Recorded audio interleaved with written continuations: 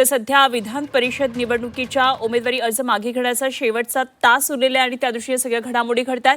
कोकण विधान परिषद निवडणुकीमध्ये बाळ मानेंनी माघार घेतली आहे आणि बाळ माने हे कोकणातले मवियाचे उमेदवार आहेत। तर बाळ मानेंनी निवडणूक अर्ज मागे घेतलाय, त्यांचा उमेदवारी अर्ज मागे घेतलाय आणि बाळ माने आता कोकणातले मवियाचे उमेदवार होते, मात्र आता त्यांनी उमेदवारी अर्ज मागे घेतलाय, त्यामुळे इथली गणितं बदलतात।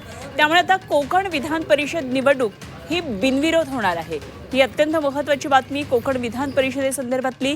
तर बाळ माने मवियाचे उमेदवार होते, त्यांनी आपला उमेदवारी अर्ज मागे घेतलाय। त्यांच्याबरोबर नितेश राणे सुद्धा आलेले होते आणि त्यामुळे नितेश राणेंची भूमिका निश्चितच या निवडणुकीचा अर्ज मागे उमेदवारी अर्ज मागे घेण्यामध्ये अत्यंत महत्त्वाची असणार आहे आणि त्या दृष्टीने अनेक महत्त्वाच्या घडामोडी कोकणातही घडल्यात आणि कोकण विधान परिषद निवडणूक आता बिनविरोध होणार हे निश्चित झालेले आहे।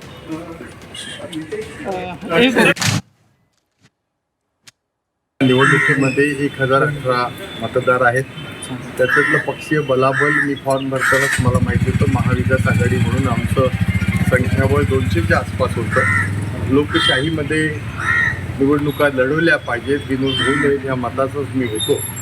परंतु गेल्या 4-5 दिवसांमध्ये मी मतदारांच्या भेटीच्या निमित्तानं या 1018 पैकी काही मतदार बंधू भगिनींना भेटण्याचा प्रयत्न केला, परंतु अनेक जण तीर्थयात्रेला गेल्याचं माझ्या लक्षात आलं।